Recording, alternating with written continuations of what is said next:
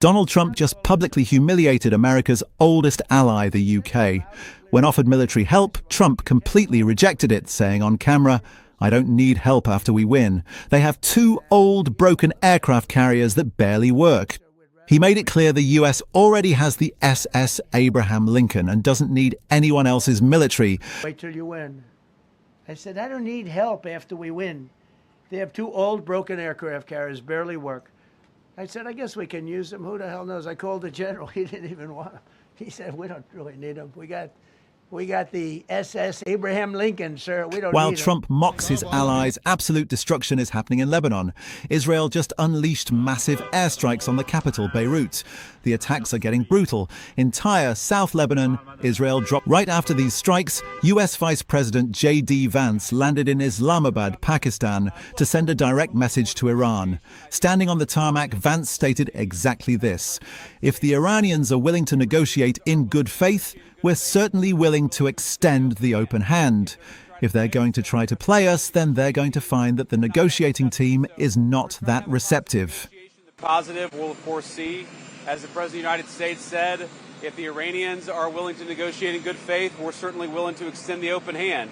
If they're going to try to play us, then they're going to find that the negotiating team is not that receptive. So we're going to try to have a positive negotiation. The President has gave us some pretty clear guidelines, and we're going to see. So I hope you guys have a safe flight. We'll certainly take some questions later on, but for now, let's get on the plane and hit the road. Thank you all. Meanwhile, a massive scandal just broke out inside the United States. Authorities in California conducted midnight raids across 10 locations, cracking down on a massive network of fake hospice centers. 5 people have been arrested so far.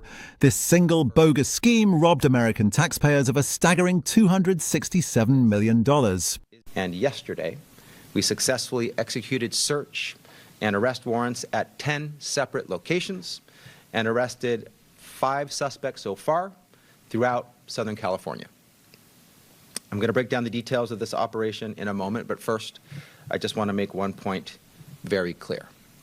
This is just the latest example of the California DOJ's long-standing, ongoing, and successful efforts to combat hospice and Medi-Cal fraud.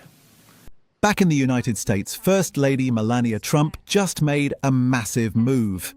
She is officially demanding that Congress allow Jeffrey Epstein's surviving victims to testify publicly under oath.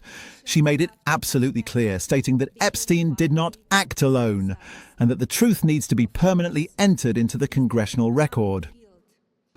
But we still must work openly and transparently to uncover the truth. I call on Congress to provide the women who have been victimized by Epstein with a public hearing specifically centered around the survivors. Give these victims their opportunity to testify under oath in front of Congress.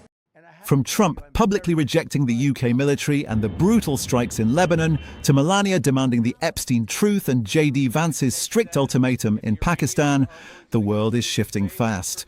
What are your thoughts on these massive updates? Let me know down in the comments. If you want more raw and direct news, hit that like button and subscribe right now. I'll see you in the next one.